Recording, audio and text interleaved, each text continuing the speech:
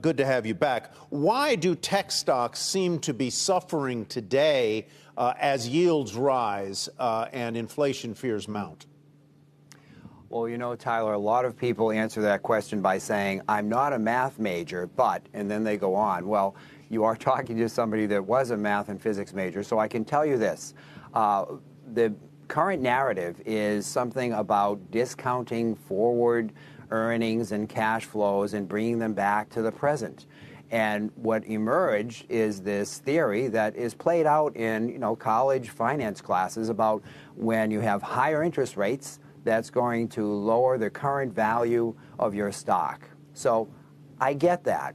But in terms of reality, Tyler, you know, all stocks have that problem, not just tech growth stocks, even value stocks do. So I'm scratching my head, frankly, since March when this narrative appeared out of nowhere, and I don't really think it has a solid foundation, frankly. You have to look at all stocks, not just tech stocks, but for some reason that has caught very, very high level of support, and that's where we find ourselves today, frankly.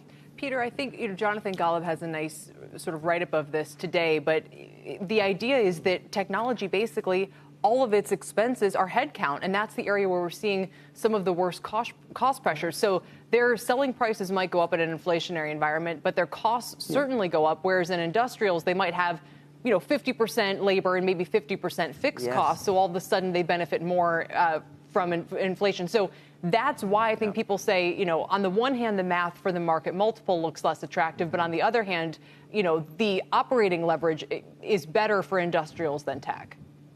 Sure, I get what you're saying, Kelly, and I support that. But I will also say this, that even the manufacturing companies, when you start looking at their cost of goods, finally, I think the Fed is giving us a little bit more indication. We heard that today, that there is more inflation. And I couldn't agree more. If you do your own personal survey of private, say, family-owned businesses or just private companies, there are horrible stories about the cost of goods being up 100%, not, 30, 40%.